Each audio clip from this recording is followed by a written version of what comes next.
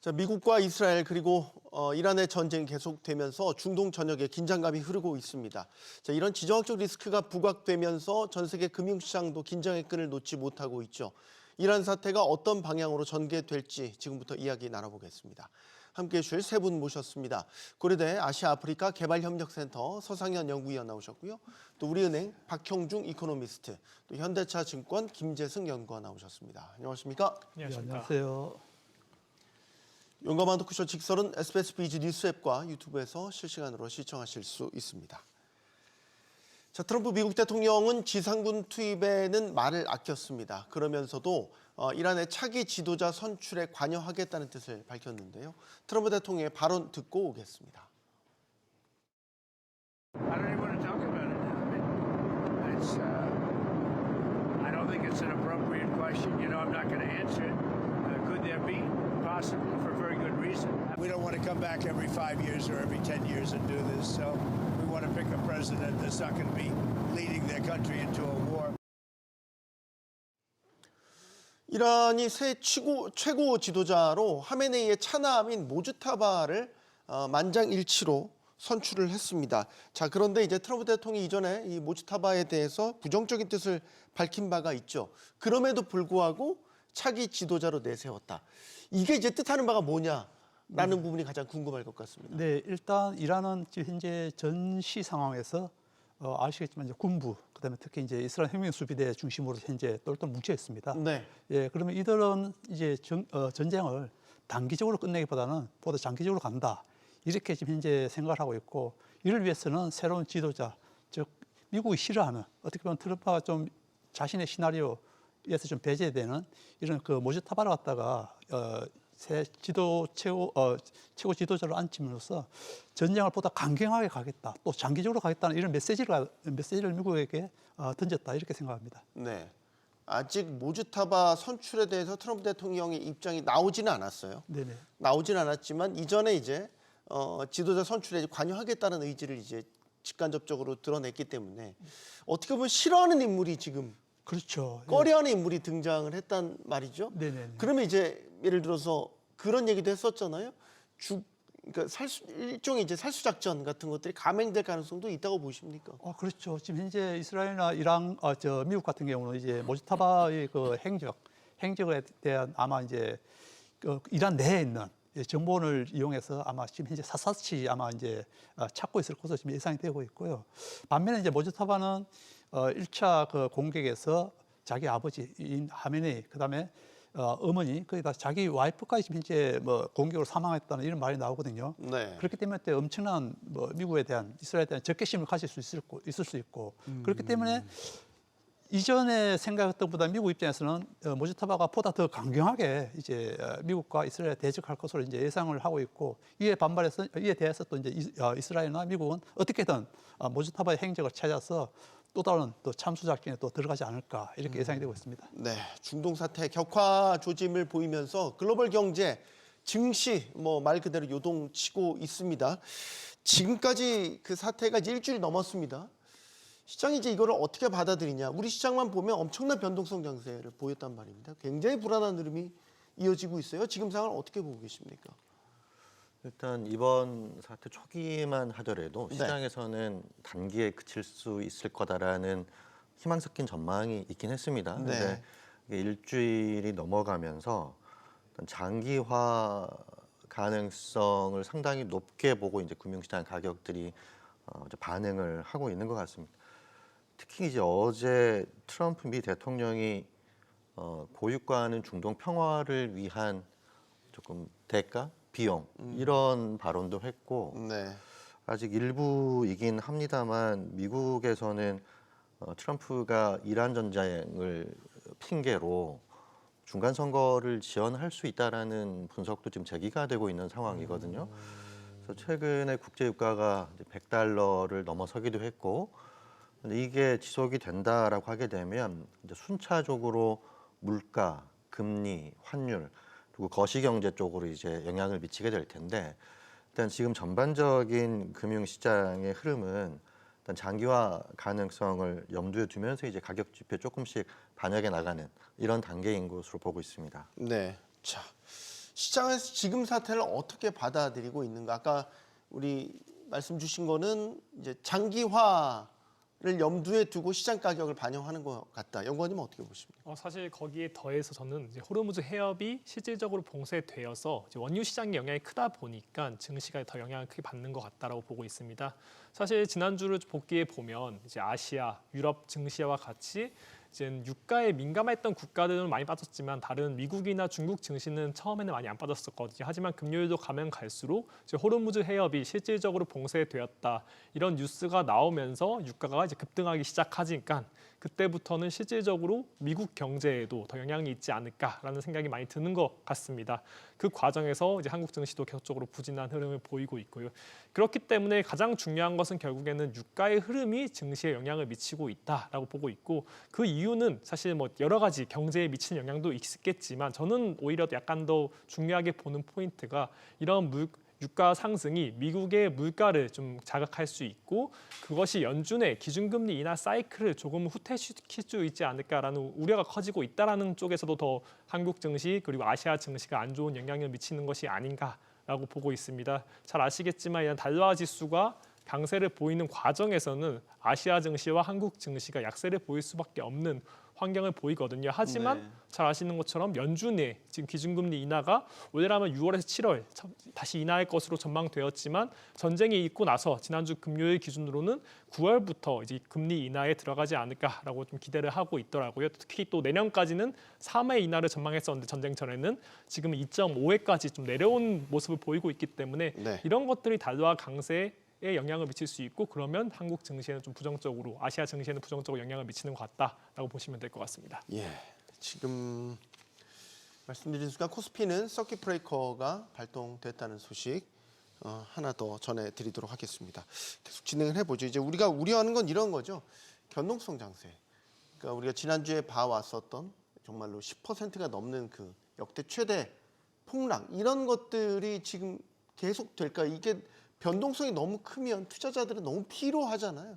현기증 장세라고 해서 어떻게 보십니까?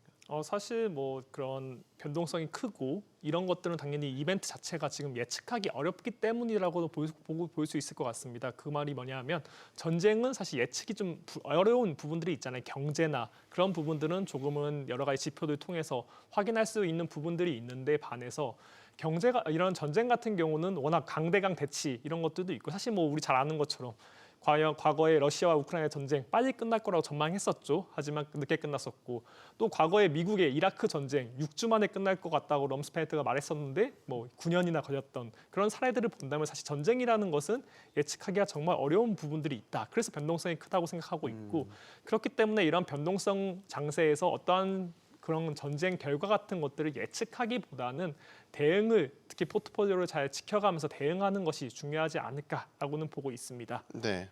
자, 변동성 장세에서 지금 우려되고 있는 게 지난주의 흐름도 보면 개인들이 낙폭이 컸던 장에서 과감하게 매수세로 들어왔었고 또 레버리지 투자도 있었고 일부는 또 뭐 신용이라든지 이런 거래도 많이 한 것으로 지금 집계가 되고 있죠. 이게 괜찮을까? 이번 주도 흐름이 심상치 않은데 말이죠. 어떻게 보십니까? 일단 지정학적 리스크 자체가 뉴스 플로우에 따라서 변동성이 커지는 거기 때문에 네. 예측을 하기가 상당히 어렵죠. 그렇죠. 그래서 네. 앞으로도 변동성이 커질 것으로 예상이 되는데 개인들이 많이 하는 레버리지나 인버스 2X 같은 곧버스라고 하죠. 네. 이런 상품들은 시장에 특별한 방향성이 없이 변동성이 커지는 상황에서는 손실이 누적이 될 수가 있거든요. 그래서 이게 방향성에 대한 굉장히 강한 확신, 상승이든 하락이든 이런 강한 확신이 없는 상황이라면 상당히 위험한 상품일 수 있을 것 같고요.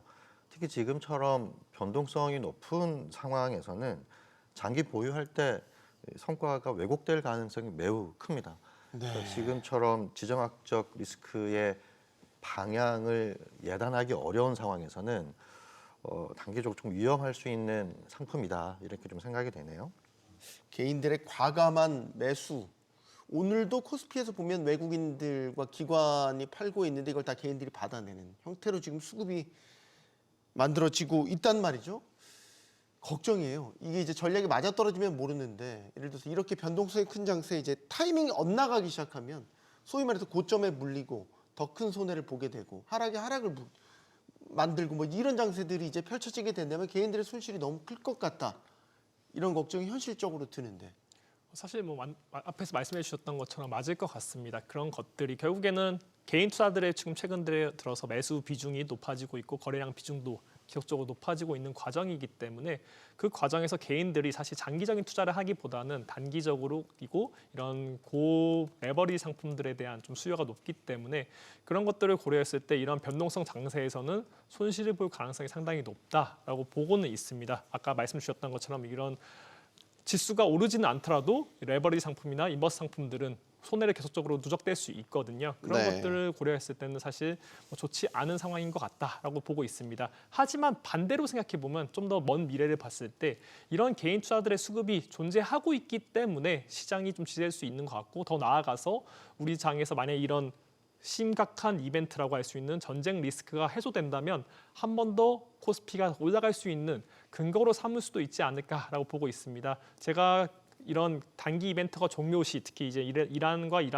미국과 이란 전쟁 종료 시 어떤 부분들이 더 다시 또 코스피를 올릴 수 있을까를 봤을 때 사실 외국인들이 많이 팔았다는 점과 개인들의 그런 예탁금이 상당히 많이 쌓여 있다는 점 이 두 가지가 다시 코스피를 한 번 더 밀어 올릴 수 있다라고 보고는 있거든요. 네. 그런 것들을 고려했을 때 지금 단기적으로는 변동성을 만들고 개인들의 손실을 만드는 것도 사실이지만 장기적으로 봤을 때 특히 이런 이란 전쟁 리스크가 사라진다면 다시 코스피가 올라갈 수 있는 이유로도 다시 또 이용될 수 있을 것 같다라고는 보고 있습니다. 알겠습니다. 자, 이란 사태로 무엇보다 지금 유가에 대한 걱정이 매우 커지고 있는 상황입니다. 특히 이제 이란이 주변 국가들을 공격을 하는데 에너지나 저장 시설이나 정제 시설 이런 것들 아주 전략적으로 타격을 하면서 지금 유가를 막 지금 부추기고 있는 상황이란 말이죠.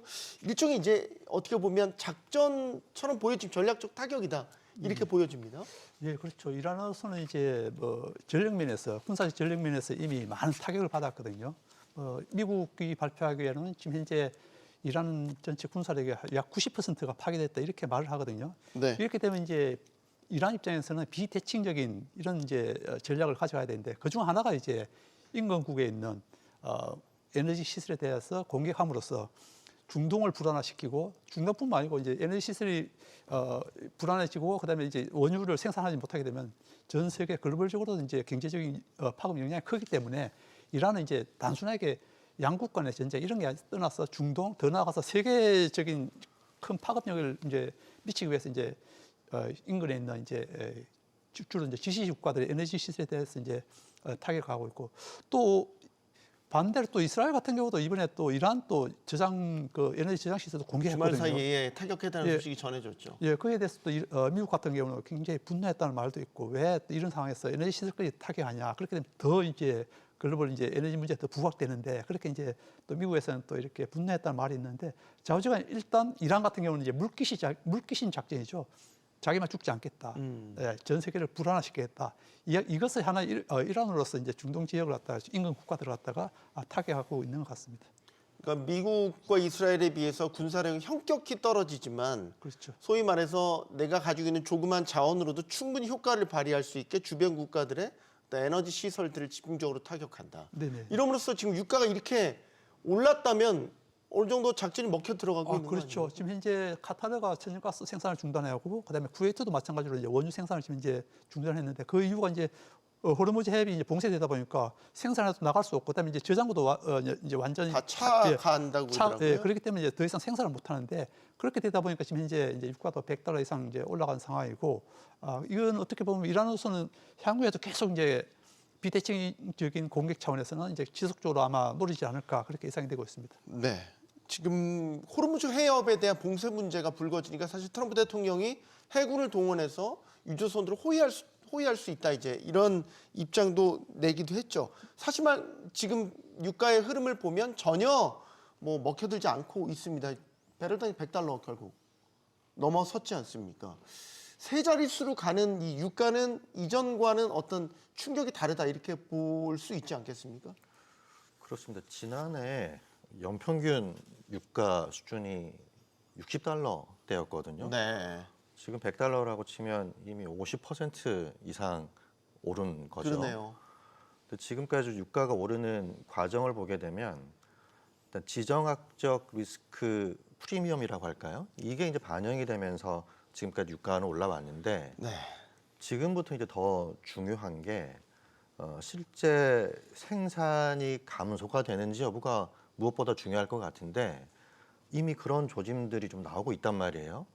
원유는 생산을 해놨는데 수송이 안 되면서 저장고는 차고 네. 이러면서 어제 쿠웨이트가 원유 생산을 감축하겠다라는 뉴스를 냈는데 이런 뉴스 플로우들이 더 나오게 되면 유가가 지금보다 더 오를 가능성이 있어 보이고 너무 빨리 올라요. 그렇습니다. 그래서 네. 지금도 이미 많이 빠르게 올랐는데 이미 지금 초기인 것 같아요. 생산 감축의 초기. 그래서 아직은 주변 오페크 국가들로 생산 감축이 확산이 이렇게 크게 되고 있는 것 같지는 않지만 이게 조금씩 더 이제 퍼지게 되게 되면 실제 원유 공급 리스크가 상당히 조금 뭐라고 할까요? 유가에 조금 더 충격을 줄 수 있을 것 같고 지금도 이미 운송료라든지 해상보험이라든지 이런 것들이 많이 상승을 하고 있거든요. 이런 것들마저 반영이 되기 시작하게 되면 지금 이미 이제 유가가 100달러를 넘어섰지만 지금과 같은 속도로 지금만큼 상승한 폭만큼 추가적으로 오를 여지는 여전히 남아 있다라고 생각이 됩니다. 지금 사실 자고 일어나면 앞자리가 바뀌는 주말 사이에 특히 더 그랬단 말이죠. 속도가 너무 겁이 나요. 이렇게 되면 정말 150달러? 뭐 이렇게까지도 최악의 상황을 가정해야 되는 건가? 어떻게 보세요? 사실 일각에서는 130달러까지 넘을 수 있다라고 보고 있는 것 같습니다. 뭐 사실 저희 같은 경우는 100달러까지는 올라갈 수 있지 않을까라고 보았는데 더 강하게 올라가는 것 같고요. 그렇지만 앞에서 다들 말씀해 주셨던 것처럼 더 중요한 것은 사실 이 올라가는 폭도 중요하지만 결국 기간이 중요하다고 보고 있습니다. 네. 이것이 뭐 4주에서 6주 안에 끝난다면 사실 크게 미국 경제나 글로벌 경제에 미치는 영향은 크지 않을 거로 보고 있고 그 결과로서 이제 수출 중심의 코스피에는 크게 영향이 없을 거라고는 보고 있습니다. 하지만 이것이 3개월에서 6개월 이상 만약에 고유가가 지속될 경우에는 우리가 고려해야 될 것이 과거 2022년에 러시아와 우크라이나 전쟁으로 인한 유가 급등 그 과정에서 연준의 기준금리 인상 달러와 강세, 그때 코스피가 28%까지 빠졌었거든요. 그런 최악의 시나리오까지 가정한다면 사실 이렇게 유가가 오랫동안 지속되고 전쟁이 오랫동안 지속되고 그 과정에서 달러화가 강세까지 보여진다면 계속적으로 그것이 지속된다면 사실 코스피에게는 상당히 부담으로 작용할 수 있을 것 같습니다. 그때 28% 빠졌던 데가 러시아 우크라이나. 맞습니다. 2022년 1년 말에 비해서 이제 러시아 우크라이나 전쟁이 2022년 2월에 시작되었고 그때 7월 때까지 한 코스피가 한 28% 정도 빠졌었고 뭐 고점 대비해서 30% 약간 가까이 빠졌었습니다. 그만큼 그때는 이제 거의 비슷했죠. 유가가 올라가고 그 과정에서 연준이 기준금리를 이제 지금은 약간 다르긴 하지만요. 네. 인상을 하고 그 과정에서 달러가 강세를 보여버리니까 외국인들이 팔면서 코스피는 내려가는 흐름들이 지속되었다. 그때가 저는 최악의 시나리오 현재 우리가 가정할 수 있는 그런 최악의 시나리오라고 보고 있고 그런 것들을 고려한다면 조금은 좀 더 그런 유가가 기간이 좀 빨리 유가 상승의 기간이 좀 빨리 단축될 수 있어야 되지 않을까라고는 보고 있습니다. 사실 러시아 우크라이나 전쟁은 공식적으로 아직 끝나지도 않았죠. 그렇습니다. 그 당시에 이제 장기화 조짐이 뚜렷하게 나타나면서 사실 유가뿐만 아니라 LNG 가격이라든지 뭐 비료 원료 이런 것들이 다 총체적으로 다 오르면서 물가에 상당한 부담을 줬고 지금 국내 휘발유 가격 보면 사실 이미 너무나도 많이 반영하고 있잖아요. 휘발유 가격 기준으로 1,900원 중반대 거의 이제 2,000원 초읽기 들어간 상태인 것 같아요. 이렇게 이제 휘발유 값, 경유 가격이 빠르게 올라가면 이제 우리 걱정은 실질적인 실물 경제, 인플레이션 여기에 대한 상당한 압박이 되지 않을까 예상이 되는데요. 그럴 것 같습니다. 지금 유가도 오르는 게 문제지만 환율도 동반해서 오르고 있단 말이에요. 네. 그래서 국내 휘발유 가격, 경유 가격은 유가에 더해서 환율이 함께 반영이 되기 때문에 네. 아마 최근에 휘발유 가격을 넣을 때 상당히 당황스러우신 분들도 아마 많으실 텐데 이게 단기간에 뭐 이번 문제가 해결이 된다라고 하게 되면 뭐 시간이 지나면 정상화될 것 같은데 그렇지 않고 이게 장기화 된다라고 했을 경우에는 순차적으로 국내 소비자 물가, 소비, 투자 전반적으로 악영향을 미칠 것 같아요. 일단 국제 원자재 가격, 특히 원유가 상승을 하게 되면 휘발유 가격만 오르는 게 아니거든요. 네. 전체 소비자 물가 바스켓의 한 7% 가격이 이제 에너지 가격인데 이거 말고도 이제 뭐 배달료가 오른다든지 식료품 가격이 오른다든지 운송료가 오른다든지 2차적인 파급 효과가 있기 때문에 네. 지금 우리나라 물가 상승률이 한 2% 정도가 되는데 지금 정도 유가 수준이 이어진다고 하게 되면 앞으로 한두 달 후에 우리나라 물가 상승률이 2% 중후반까지 올라갈 가능성이 있고요. 지난해도 우리나라 소비 좋지는 않았는데 지금처럼 이렇게 물가 부담이 커진다고 하게 되면 소비의 위축 요인이 될 수도 있을 거고요. 네. 주요 생산 기업들의 비용 부담도 만만치 않게 커질 겁니다. 그럼 전반적으로 성장률의 하락 요인이 될 텐데 올해 한국은행과 그 정부가 예상하고 있는 우리나라 성장률이 2%란 말이에요. 근데 이걸 달성하지 못할 가능성도 꽤 커지는 거고요. 그래서 지금 이제 3월인데 이 장기화 여부에 따라서 우리가 경험하는 2분기, 3분기의 거시경제 상황, 환율 여건, 금리 여건, 통화 정책 이런 거는 상당히 달라질 여지가 있어 보이기 때문에 앞으로 이 부분은 상당히 관심 있게 지켜봐야 될 요인인 걸로 봅니다. 실물 경제로의 전이, 이른바 이제 경기 침체에 대한 공포, 두려움들이 퍼진다면 이건 당연히 시장에도 안 좋은 징후들로 계속해서 나타날 수 있겠죠. 맞습니다. 하지만 저는 이제 그렇게 되더라도 시장 전체에 아주 큰 타격이 있을 것 같다라고 보고 있지는 않습니다. 사실 네. 지금 코스피 그리고 한국 경제에서 좋았던 부분은 사실 AI 그리고 반도체라고 볼 수 있을 것 같은데요. 네. 그런 부분들은 사실은 뭐 이런 전쟁이나 유가와는 조금은 별개의 좀 그런 내러티브라고 보고는 있습니다. 소위 말하는 AI 투자 사이클 글로벌에서 그 과정에서 AI 투자 전쟁인 거죠. AI 투자 전쟁이 일어나고 있고 그 과정에서 이제 우리나라 메모리 반도체에 대한 수급 부족 요것으로 인해서 한국 수출과 한국 그런 AI 투자 그리고 매출 이런 것들이 잘 나오고 있기 때문에 사실 이런 것들은 뭐 유가가 아주 오랫동안 급등하고 뭐 정말 연준이나 아니면 한국은행 그런 쪽의 통화 정책이 바뀌는 그런 흐름을 보이지 않는 이상 사실 뭐 저도 힘들겠지만 사실 뭐 소비 같은 것도 안 좋아지겠지만 사실 코스피 전체에는 어느 정도 버퍼는 좀 존재할 거로 보입니다. 네. 하지만 아까 말씀드렸던 부분처럼 정말로 큰 통화 정책에 큰 변화가 있다면 조금은 더 영향이 크지 않을까라고 보고 있고 그런 쪽에서 더 중요한 포인트로 작용할 수 있을 것 같다라고 보고 있습니다. 알겠습니다. 자, 이런 사태와 관련해서 또 하나의 변수가 크루드족의 실제 참전 여부였습니다.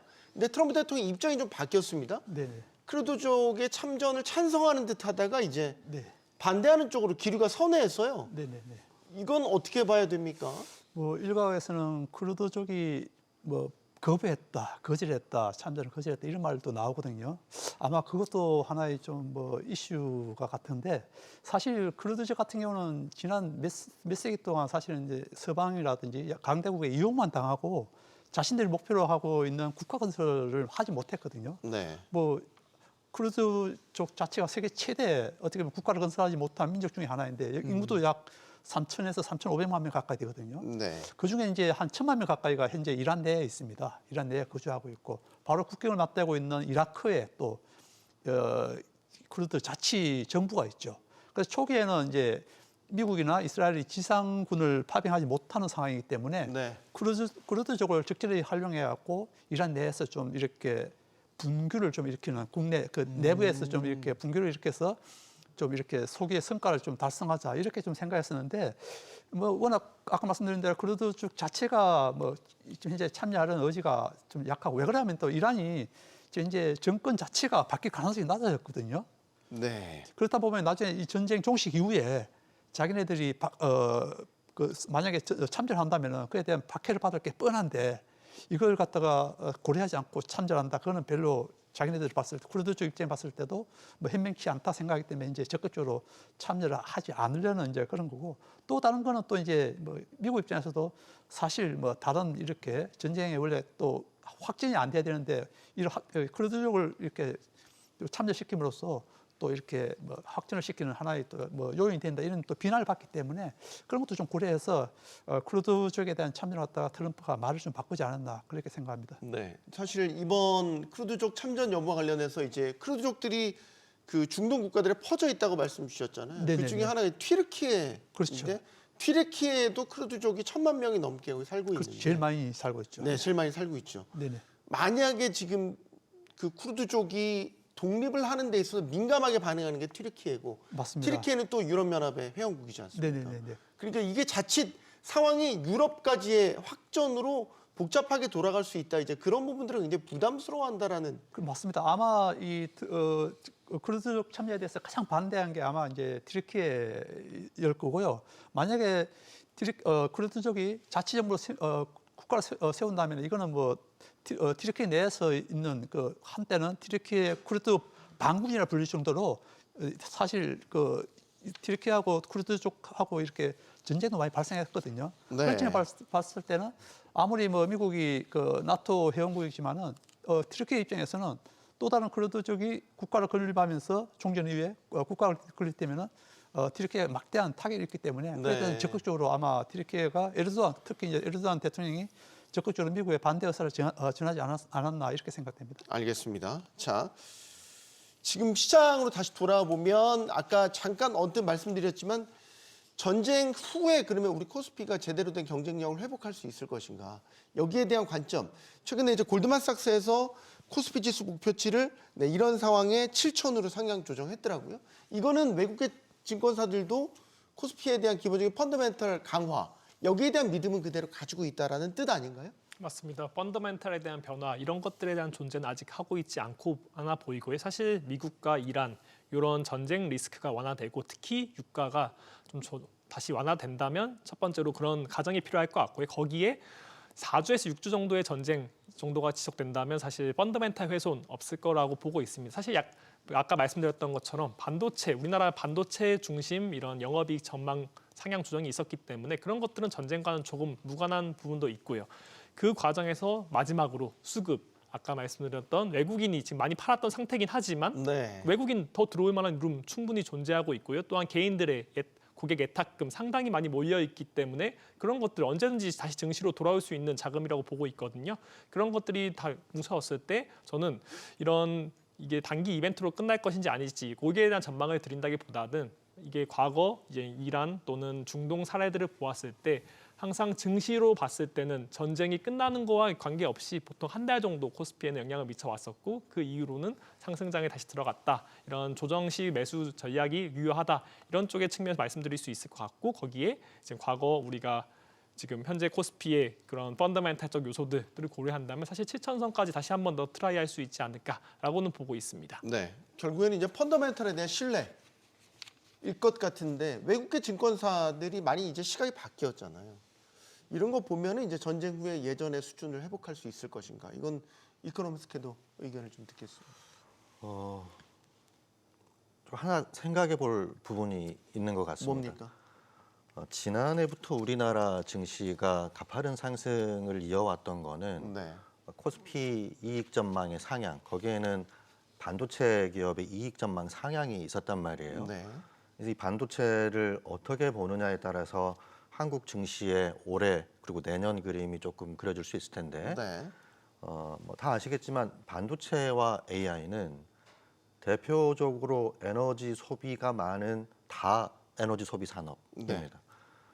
네. 지금처럼 국제 유가가 높은 수준을 유지한다면 AI와 반도체를 생산할 때 드는 생산 비용이 높아질 수 있거든요. 네. 거기에 더해서 AI와 반도체는 대표적인 장비 산업이라고 투자 산업이죠. 국제 유가가 높아지고 물가 높아지면 금리도 높은 수준을 유지할 수 있을 거고 그러면 투자 사이클도 약간 훼손될 가능성이 있단 말이죠. 네. 거기에 더해서 전반적으로 국제 유가가 높아지면 앞서도 제가 우리나라 거시 경제가 조금 영향을 받을 수 있다라고 말씀드렸는데 글로벌 전반적인 경기가 위축되게 되면 IT에 대한 수요 사이클도 일정 부분 약화될 가능성도 있습니다.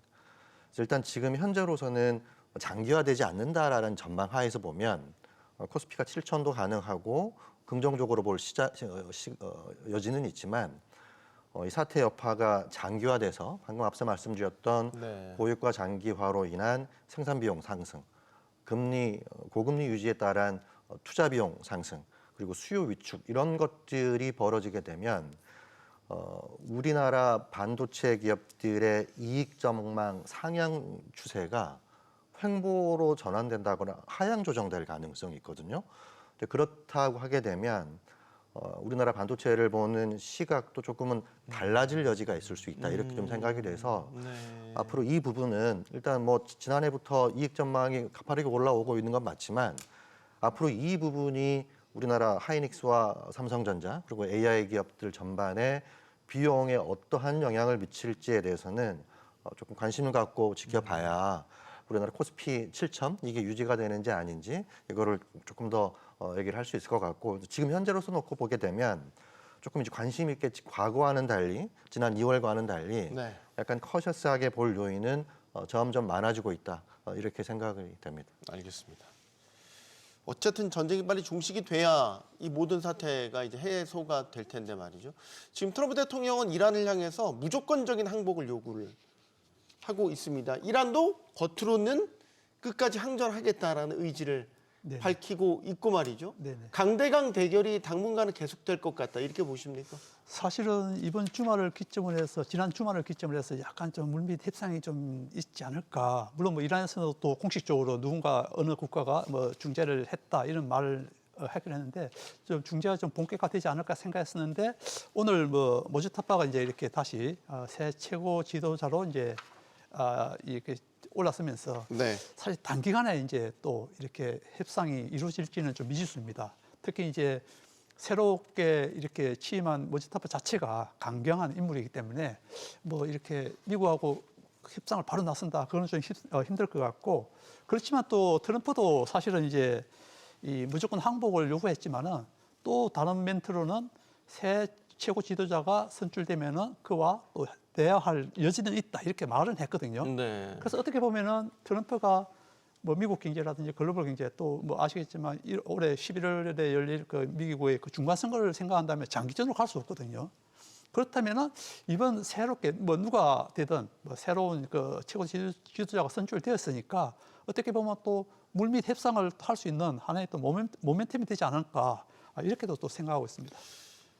말씀은 모든 걸 다 열어놔야 된다라는 그렇죠. 말씀 같아요. 그러니까 극적으로 협상이 타결될 가능성까지도 열어놓고 네네. 정반대로 강대강으로 계속 갈 가능성까지도 현재로서 예측은 쉽지 않은 영역. 네, 쉽지는 않은데 트럼프의 그 성향상 장기전으로 가지는 않을 것으로 이제 조금 예상이 좀 저는 생각하고 있습니다. 네. 그러니까 중간 선거도 앞두고 있고 장기전으로 가는 거는 어쨌든 부담, 그렇죠. 정치적으로도 그렇고 경제적으로도 상당한 부담이 되기 때문에 그렇죠. 본인이 대통령 이렇게 선출될 당시에 외부의 전쟁, 특히 이제 미국의 이익이 없는 전쟁에는 개입하지 않겠다. 뭐 개입하더라도 단기적이고 그다음에 이제 자기 뭐 미국의 이익이 되는 그게 대표적인 게 이제 베네수엘라였었거든요. 뭐 이번에도 전쟁 초기에는 베네수엘라 모델로 해갖고 최고 지도자만 이렇게 참수하면은 금방 이렇게 협상이 될 걸로 생각했지만은 이란은 다른 상황이라는 걸 깨달았습니다. 깨달았지만 그렇다고 마가 그러니까 자기를 지지해 주었던 지지자들의 그 뭐 관심들이 현재 거꾸로 이제 이렇게 트럼프를 갖다 지지 않는 이런 성향으로 돌아서고 있기 때문에 이걸 다시 반전시키기 위해서는 트럼프 입장에서는 장기전으로 이렇게 간다는 것은 큰 부담이라고 생각되고 있습니다. 혹시 이게 이제 그 주변국들, 이란 주변국들이 이제 공격을 받고 있기 때문에 네네. 본격적으로 사우디나 쿠웨이트나 아랍에미리트 연합이나 이런 국가들이 이제 참전하게 된다면 네네. 어떻게 보시면 이게 이제 중동 전쟁처럼 확전될 수도 있다고 보는 거고 네네. 사우디 같은 경우는 뭐 비교적 그래도 미국과 가까운 군사교류도 하고 있는 나라이기 때문에 네네. 미군의 아군이 더 늘어난다? 뭐 이렇게도 볼 수 있을 것 같고. 뭐 지금도 일부 뭐 중동이 어차피 인근 국가들은 전쟁에 개입되는 이런 상황인데 오늘 뭐 어제 잠깐 그 외신을 보면은 그 UAE가 그 이란 그 담수 시설을 공격했다는 이런 말이 나오기도 하거든요. 네. 물론 뭐 UAE는 이제 그에 대해서 이제 부정했지만은 사실 UAE나 그다음에 카타르, 오만 같은 경우는 그나마 이란에 대해서 우호적인 국가였는데 이들 국가들이 이제 공격을 받으니까 굉장히 큰 배신감이 드는 거죠.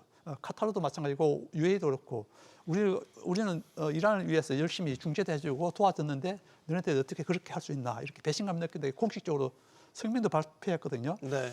그런 측면에 봤을 때는 만약에 좀 더 이렇게 이란이 이들 그 GCC 국가들에 대한 공격을 지속적으로 한다면은 사실 이들 국가들도 외무부 장관 회의에서 자신들이 만약에 이란이 지속적으로 공격한다면 자신도 반격하겠다 이런 성명을 발표한 적이 있거든요. 네. 그렇다면은 제가 봤을 때는 충분히 이들 국가들이 이란에 대한 공세를 하지 않을까 그렇게 생각되고 있고 특히 또 사우디나 UAE 같은 경우는 또 이미 미국으로부터 첨단 무기들을 많이 사놔있기 때문에 네. 공격을 만약 개입한다면 굉장히 큰 어떻게 보면 이란 입장에서는 큰 타격을 받을 수 있거든요.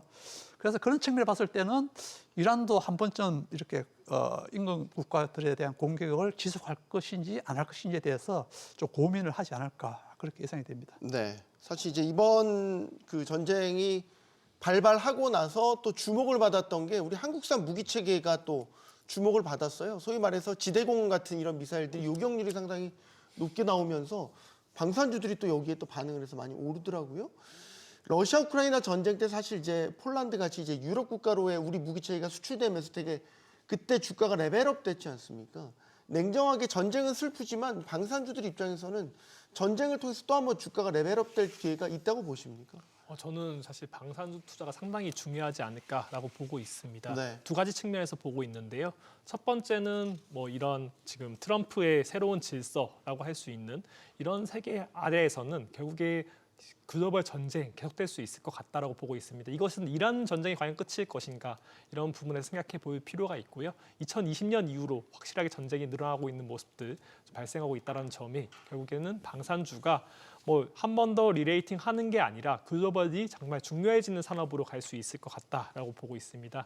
두 번째로는 저는 약간 또 그런 분산 투자 관점에 상당히 중요하다고 보고 있는데 네. AI 투자, 반도체 투자 이런 거 상당히 좋고 우리 코스피를 7,000P까지 만들어줄 가장 중요한 포인트죠. 하지만 이런 반도체주와 방산주는 또 별개의 그런 투자 포트폴리오 차원에서 다른 투자거든요. 네. 소위 말하는 전력 투자나 원전 이런 것들은 대부분 AI와 연관성이 높기 때문에 메모리 반도체와 매우 비슷하게 움직이는 경향이 있습니다. 하지만 방산주는 전반적으로 반도체 업종과 상관 개수가 낮다. 그렇기 때문에 분산 투자 관점에 상당히 유리하다고 보고 있고 그렇기 때문에 이런 방산주를 꾸준하게 포트폴리오에 가져갈 필요는 이제는 필수적이다라고 보고 있고 그렇기 때문에 이것이 전쟁이 끝났다 하면 당연히 조금은 조정이 올 수 있겠죠 방산주는. 그러면 그럴 때는 또 반도체가 올라갈 거니까 그런 측면에서 봤을 때 같이 가져가는 전략, 페어하는 전략을 꼭 가져가시는 게 맞지 않을까라고 보고 있습니다. 네. 미군도 첨단 전력을 갖고 있지만 전쟁이 지속되면서 이제 사상자들도 많이 늘어나고 미국 내 이제 부정적인 여론들이 상당히 커지고 있다고 해요. 그래서 그렇죠. 예. 그 아들 보내라, 트럼프 대통령 아들을 전쟁터로 보내라 이런 말도 나온다고 하는데 네네네. 이렇게 되면 이제 내부에서의 위기가 커지게 되면 트럼프 대통령도 되게 정치적 부담을 느끼게 될 거고 일종의 이제 출구 전략도 고민을 그렇죠. 하고 있을 것 같아요. 네네 맞습니다. 오늘 아침 뉴스 들어보면은 이제 미군 사상자가 7명으로 늘었거든요. 네. 갈수록 만약에 전쟁이 장기화된다면 미군 사상자가 늘 수밖에 없는 그런 구조이기 때문에 그렇게 되면 이제 미국 내에서도 아무래도 이제 반전 여론이 상대적으로 올라갈 수밖에 없고 미국뿐만 아니라 서방 많은 국가들에서도 이제 반전 여론들이 높아지기 때문에 트럼프 입장에서는 특히 마가들 입장에서는 굉장히 그에 대해서 부정적인 게 높아질 수밖에 없기 때문에 트럼프 입장에서는 아까도 말씀드렸지만 중간 선거를 앞두고는 굉장히 큰 부담이라고 볼 수 있습니다. 알겠습니다. 자, 지금 중동 사태가 불거지고 나서 증시도 급등락을 반복하고 있고 유가도 오르고 한데 저희 입장에서 우리 한국 입장에서는 이제 환율 부담도 상당히 커지고 있습니다.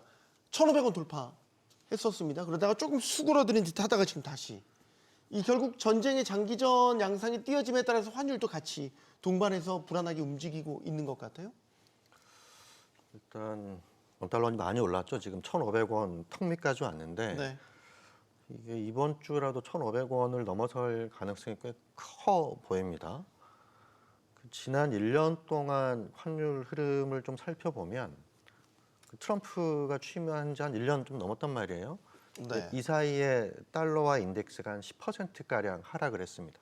달러 약세인 거죠. 근데 지난해 뭐 얼마 되진 않았지만 지난해 원달러 굉장히 이슈였지 않습니까? 네.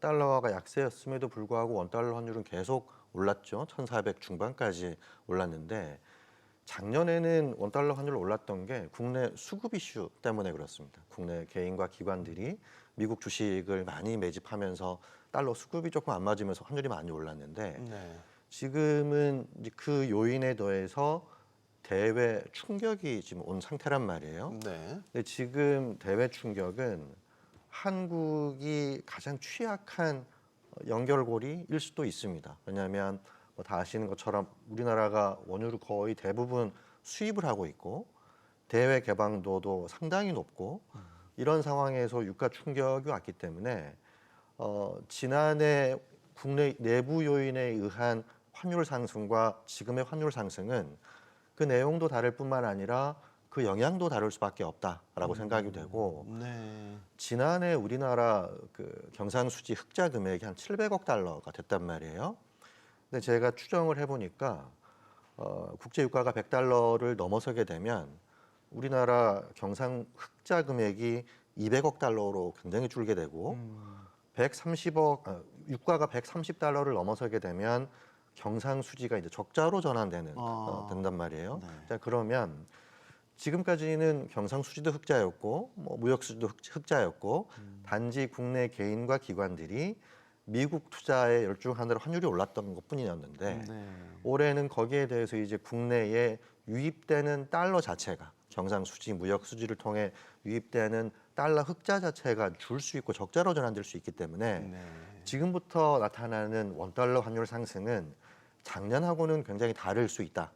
작년에는 원달러 환율이 상승했어도 특별히 심리적인 경각심 이외에는 실물 경제 측면에서 뭐 큰 악영향은 없었단 말이에요. 네. 근데 지금의 원달러 환율 상승은 앞서 이제 얘기도 나눴지만 물가라든지 환율이라든지 금리라든지 거시경제 전반, 무역 흑자 전반적으로 영향을 미칠 수 있는 요인이기 때문에 어떤 환율은 조금 더 모르겠습니다. 조금 굉장히 조금 부정적인 얘기만 한지 잘 모르겠습니다만은 상당히 경각심을 갖고 조금 지켜봐야 될 이슈다라고 봅니다.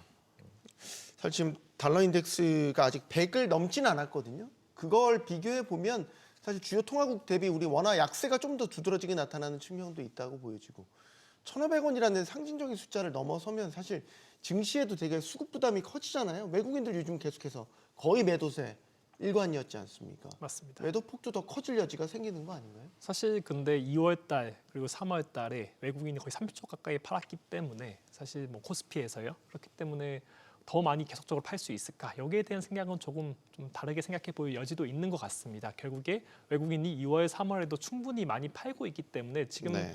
3월 달 들어서 특히나 이번 이제 이란 전쟁이나 발발하고 나서부터 외국인 그런 순매도 규모를 보면 사실 순매도 규모가 아주 처음엔 컸다가 점점 금요일 가면 갈수록 약해지는 모습도 발생했었던 모습이 있습니다. 네. 그런 것들이 결국에 요약하자면 외국인들도 결국에는 한국에 대한 모든 것들을 포지션을 정리하는 게 아니라면 외국인들이 이제 원달러 환율 움직임 상에서 조금은 좀 계속 순매도를 보일 수는 있겠지만 더 중요한 것은 이벤트가 종료되면 바로 다시 또 돌아올 수 있는 요인이 있기 때문에 또 그런 것들을 감안해서 포트폴리오를 조정해야 되는 거잖아요. 그런 것들을 봤을 때 과연 얼만큼 팔 수 있을지는 조금은 또 생각해 볼 필요가 있다라고 보고 있습니다. 네.